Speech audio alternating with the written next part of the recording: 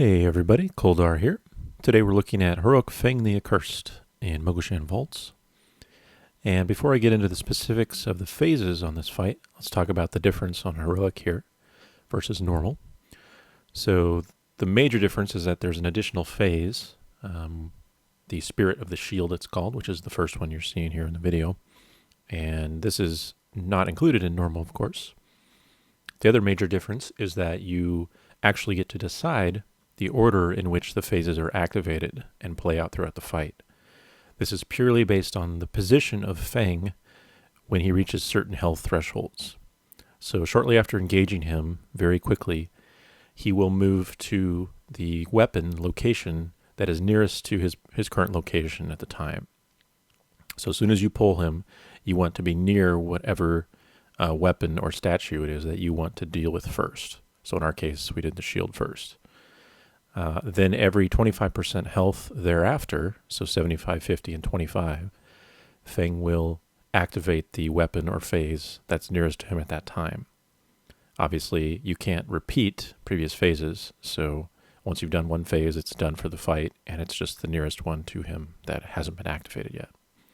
So this has a major impact depending on how you do things in order. And I'll talk about what we do and why, but that's the main two differences between normal and heroic. So let's go ahead and get into the phase specifics, and I'll go over each of them in order that we do them. Alright, so first up we have the Spirit of the Shield, or the Shield phase.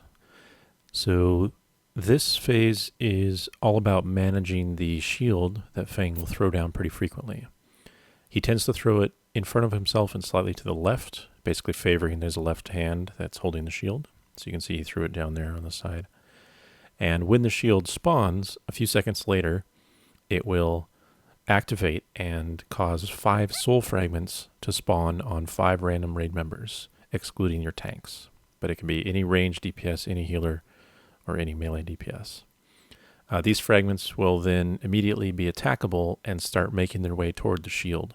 If they reach the shield, they'll heal Feng for 10% per fragment that reaches the shield. And it doesn't actually have to touch the shield exactly, it just has to get within the sort of black circle that's on the ground of that shield. So if any fragment reaches, that's a huge amount of damage you'll have to make up. And more importantly, it basically adds to the length of the phase and means you have to deal with more shields. And of course the fight gets longer and so on and so forth.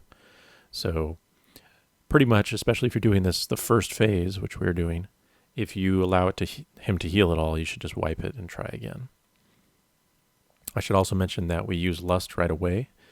And the reason for this is we want to get through this phase, this shield phase, with only having to deal with one set of adds. So to do that, we have the basic pattern of starting with our tank who's using the Nullification Barrier buff, which is our Paladin. He will use Nullification Barrier on the first shield that spawns. And by doing this, he simply stands on the shield, uses Nullification Barrier when it appears, and he severs the tie between the shield and the soul fragments that spawn. So you'll see him do it here in just a moment. There's the barrier, and it severs that connection, and then the fragments will just despawn in a moment without healing the boss. So, since you can only use Nullification Barrier every other shield spawn because of the cooldown, you have to deal with the soul fragments every other spawn. So we use Nullification on the first, which means on the second spawn, which is coming up in 10 seconds, we have to DPS them down. So to do that, we keep the boss positioned as he is and have all non-tanks move to the center of the room. So that's where I ported to here. And this ensures that no matter who gets targeted for soul fragments, they're all bunched up and far away from that shield location. Once the soul fragments appear, you can use most CCs and snares. So I use an AE stun. We do a second AE stun.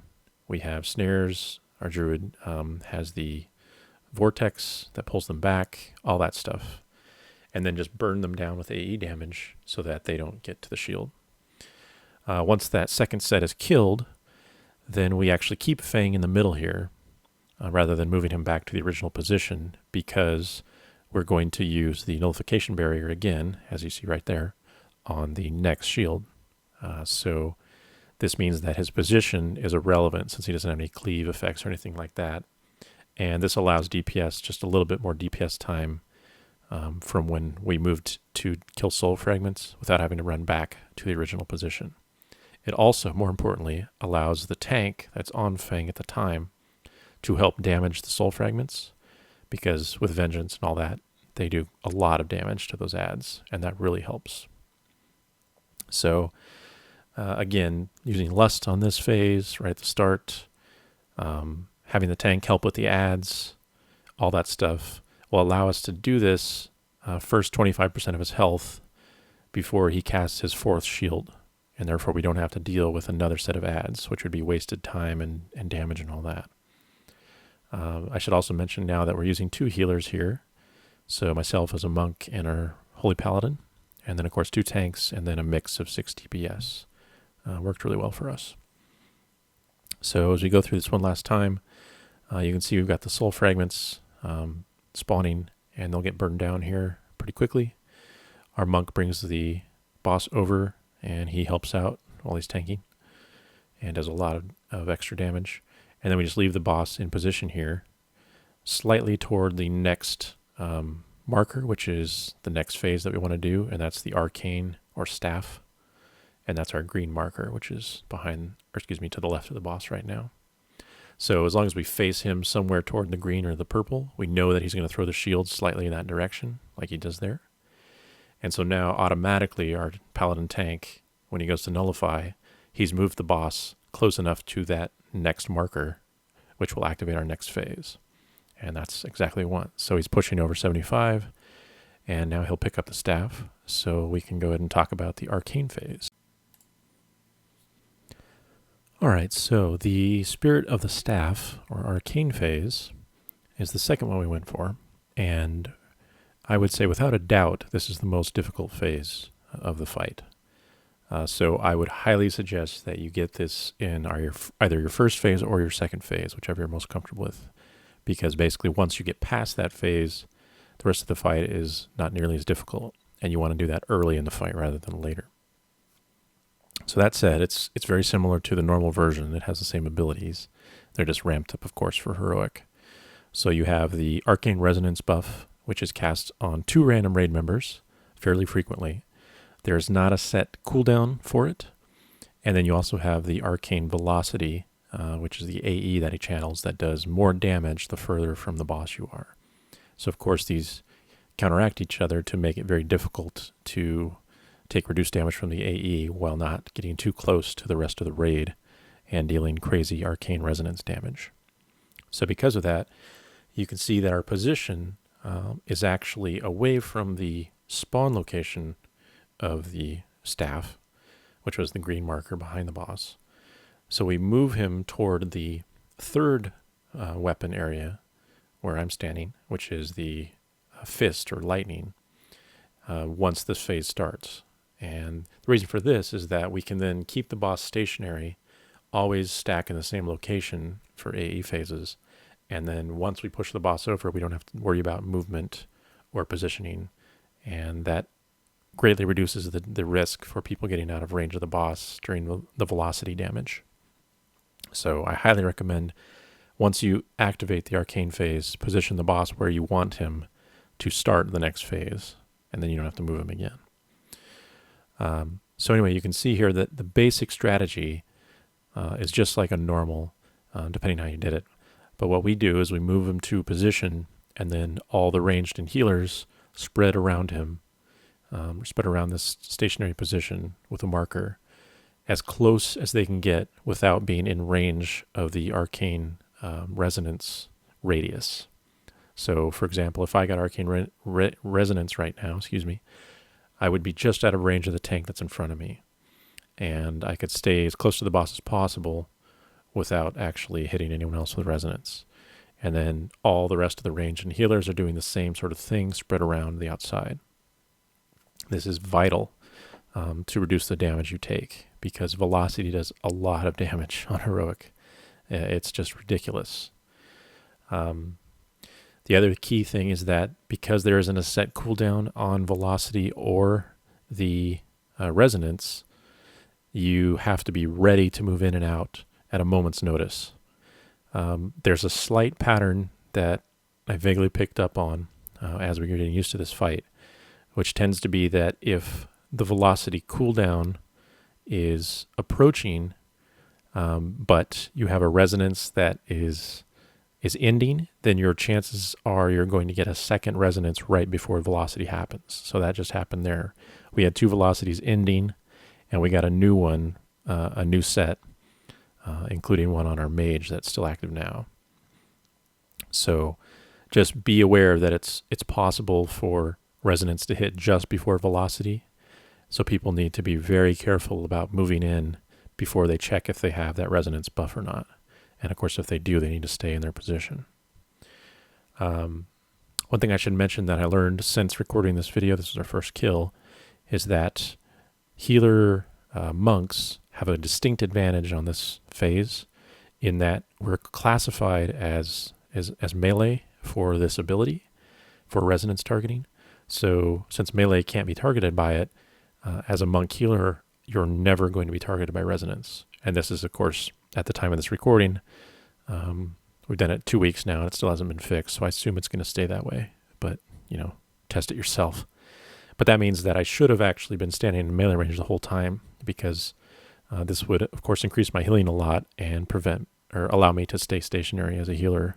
And this would allow me to heal more for velocity. So the second week that we did this, it was quite a bit easier because of that. Other than that, you just really have to get used to moving in and out. One thing we found is that if we waited for velocity to finish its channel before we moved out, a lot of times a follow-up resonance would tick and kill somebody, or just do a lot of damage. So we actually start calling for people to move out about 1 second before velocity ends, so that they probably won't take extra damage because they're in the process of moving during that final tick. But that means once the resonance that follows up hits, they're at no risk of hitting anyone else. And then as long as they move to the same positions every time, it's very easy to avoid touching other people with it. Other than that, it's really about your effective AE healing, using cooldowns, and then of course alternating your tank cooldowns. So again, you can use the nullification barrier every other cast of velocity, but the ones that you don't have the barrier up, you need to be very sure that you have a lot of healing or cooldowns going. The other thing we found is that even without the barrier, the people that are still outside, if they have resonance active, you see on the sides there, the Mage and our Druid, they have a lot of damage coming in. So I would highly suggest having 1 or even 2 healers assigned to those people, depending on what your raid makeup is, so that basically you have 1 healer healing the clump that's on the raid more effectively, and then you have 1 healer watching those people that are stacked outside, or that are not stacked, but they're outside. So in our case, our Paladin was healing the resonance targets, and I was focusing more on the AE healing, and that worked quite a bit. So yeah, this is the really challenging phase, just because there's so much healing to do, especially if you're 2 healing it, and everyone has to be right on the ball with moving in and out and watching their debuffs. You can use any immunity effects that you have to get rid of the arcane resonance. Your other tank that isn't using nullification barrier but uses the shroud ability, they can steal an arcane resonance from a player, but it has a cooldown once you do that, so you can't steal them all in any way. But pretty much once every velocity, you should be able to steal one of them, most likely. And yeah, so that's the real challenging arcane phase. Once you get through this comfortably and get used to the new shield phase, I think heroic will go down pretty quickly for you. So anyway, let's watch through the end of this, and then we'll move on to the third phase, which is the fist or lightning phase. All right, so as we enter the third phase, which is the fist or lightning phase, I should just caution that you don't stack up too quickly if you're doing arcane before this, preemptively assuming he's going to phase, because even if he's under 50% or whatever the percent might be that you're phasing into, it doesn't necessarily mean he's transitioning at the time. So you can see he's channeling velocity now, even though he's under 50 since he started his script beforehand. So just be wary of that. And of course, Arcane Resonance can still be active depending on the timing. So now the third phase that we do, Lightning, is very easy. It's definitely the easiest phase of any of them. And there's a few ways you can handle the abilities here. Just like in normal, the Lightning Fist effect is cast sort of in front of him toward the tank, but it splits into 3 lightning sparks instead of 1. However, for some reason on Heroic, it's actually cast over the head of the tank slightly, and therefore it never hits anybody if you don't want it to. Anybody that's in melee range will not be hit by it. So you can see it just keeps going over the head of our tank, and everyone else is stacked behind the boss, so we're perfectly safe here, and then you don't have to take damage from it. So sort of strange, inexplicable, but it's very simple to avoid. And you can avoid it by standing at range too if you don't want to be in melee. It's up to you. So other than that, you have Epicenter. So here comes the Epicenter just like on normal. And of course it does a lot of damage. You can see our monk tank died there on accident, but we just get it rezzed up here. So to deal with Epicenter on Heroic, there's a couple ways you can do it, but the way we chose to do it was, since we were 2 healing, we wanted to mitigate as much damage to the raid as possible, just to save on healing and mana, of course. So while you can use Nullification Barrier from one of your tanks every other Epicenter, because of the cooldown, you can't get them all, of course. So you have to stop his between Epicenters in some way. So you can either stand far away and heal through it, which we did on normal, but on Heroic, we're going to stun him by reversing his Fist of Lightning ability on him. So as you'll see here, we do this by forcing one of our raid members to get hit by Fists of Lightning. This will stun that player for 3 seconds, at which point our other tank that's using the Shroud ability will steal it from them, and make sure you're pretty close. It has a kind of a short distance. And then once you steal that ability, that tank can use it back on Feng within 20 or 25 seconds or so. And this will cause Feng to be stunned, and if he's using Epicenter at the time, of course it prevents him from casting that, stops it. So if you look on the left, you can see our Warlock. He was assigned to be the Lightning Fist Soaker. So he gets hit by the first fist. There it is there. And then he's stunned, and then there's the beam to our monk tank who steals it from him. And now the Warlock comes back into the raid, and then the next Epicenter, which is the first one for the phase for us, will be stunned by the monk tank. And that's pretty much the process. So you just trade off stunning him, Epicenter, with the Nullification Barrier Epicenters. And you should note that the stun there was actually a little delayed. We found in the follow-up week and whatnot that you can stun him slightly before this, so as he's casting, and still prevent it from happening. So one caution with this method is that it's not guaranteed how many Fists of Lightning he'll cast between Epicenters. So we've seen sometimes where he'll cast just 1 Fist of Lightning and then Epicenter. Sometimes he'll cast 3, and it could be 2 as well. So because of this, what we found is when it was the time for the Warlock and our Shroud tank to do their thing for the coming Epicenter, our Warlock would get hit by the first Fist of Lightning, the monk tank would steal that, and then the Warlock would be in for the second fist. But if a third fist is cast, the Warlock gets hit a second time, because by then the monk has to steal it, or else the Epicenter that comes will not have something to stun it. Basically the ability will be gone by then from the monk tank. So just be wary of that. Otherwise it's just about rotating those and then dealing with the AE damage when you have to. So lightning phase is pretty easy. So let's go ahead and move on to the final phase, which is the Spear or Fire. Alright, so as we enter the final phase, the Spear or Fire, you'll notice we had to use a cooldown on our Paladin tank because he got to 4 stacks with a dot. So I mentioned before, getting up to 4 stacks is really dangerous. So just be careful of that. Anyway, so we decided to do the fire phase as the last phase because pretty much it is the only phase that has any effect that can carry over into the following phase if you have one. So what this means is if Feng decides to use Draw Flame just before you transition and you cannot use Nullification Barrier to prevent the stacks from being absorbed, he will take those stacks into the next phase if you have one, and therefore do heavy AE fire damage to the raid while you're dealing with the lightning phase or arcane or whatever it may be. Whereas phase like the arcane and lightning, they don't have any carryover effects. And the shield phase even should not have a carryover effect if you time your ad killing properly.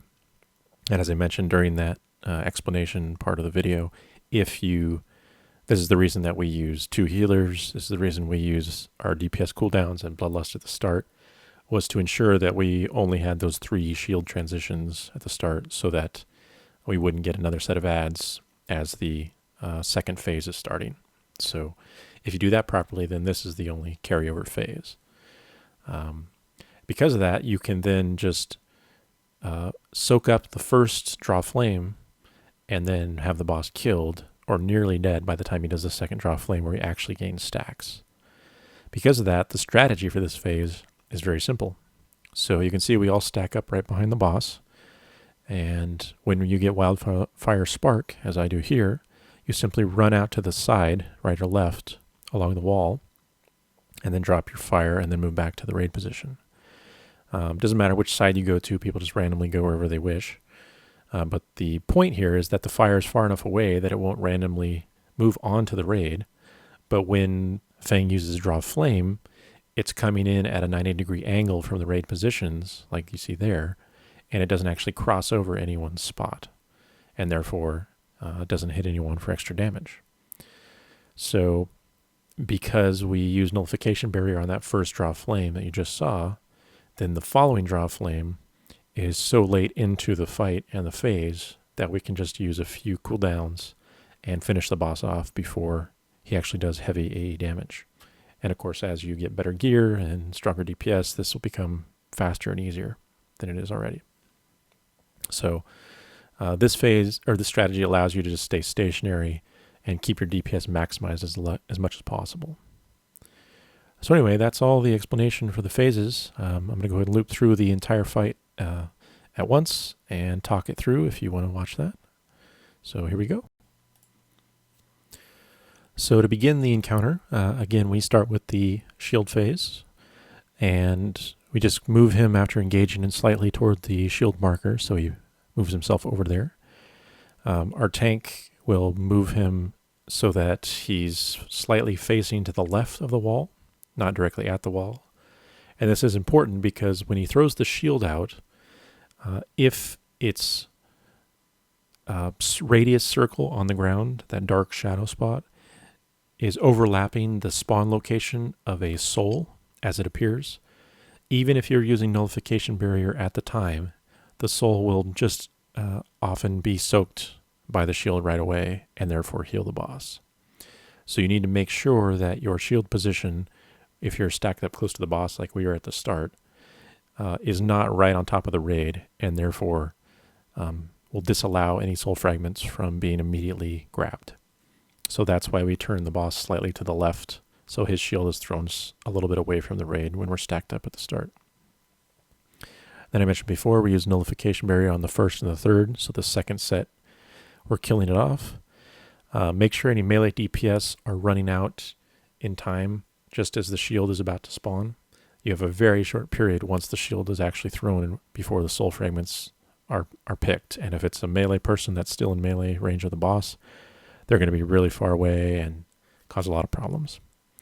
So for our cooldown usage, we basically have everyone run out around 12 to 11 seconds prior to the quote cooldown of the shield throw, so that he throws the shield very shortly after, and then a few seconds later the souls spawn, and then a few seconds after that they're actually attackable.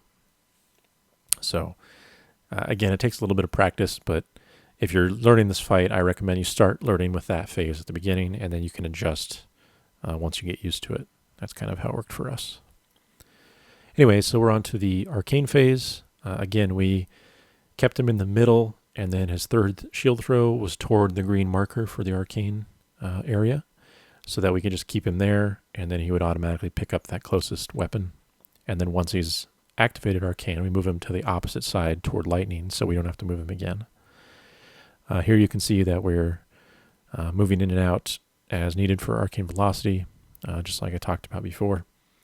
This is by far the most difficult phase in terms of reaction time for everyone, and healing, damage output, all that stuff.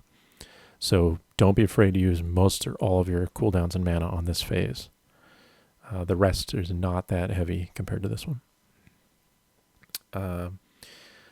And I think I mentioned the monk trick for healing, so I won't talk about that. For resonance stuff, you can use the steal or shroud effect once it's applied to someone from the other tank that doesn't have nullification. So you can't use it that frequently, but basically once every velocity is about the most.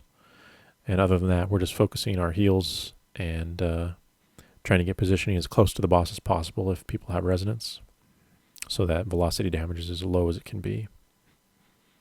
Make sure you instruct anybody that has resonance during velocity to use personal cooldowns. That'll really help things out a lot. And anyway, so one more velocity here.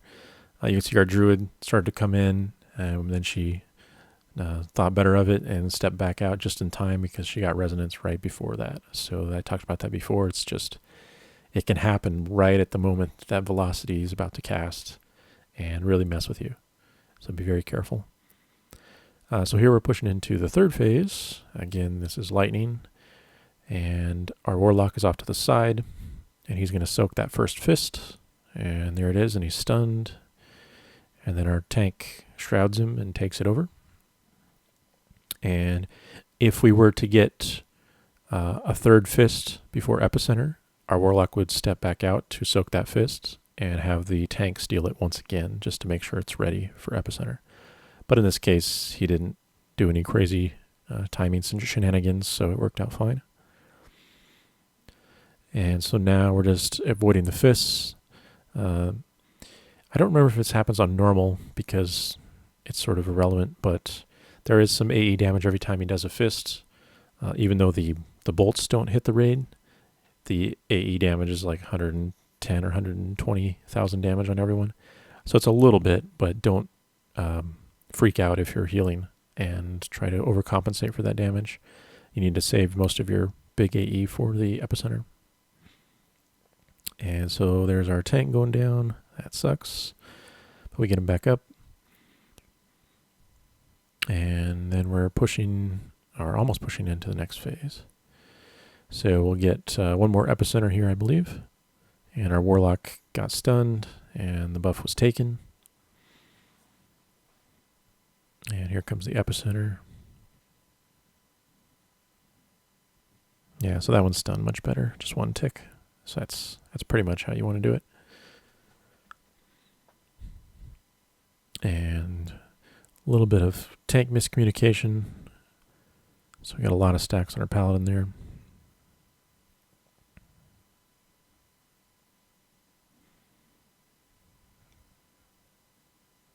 All right, and then here comes the final phase. And again, this is pretty simple if it's the last one. Easier than Lightning if you're able to get this far. So I'm just running the spark out, and meanwhile trying to keep healing going where I can.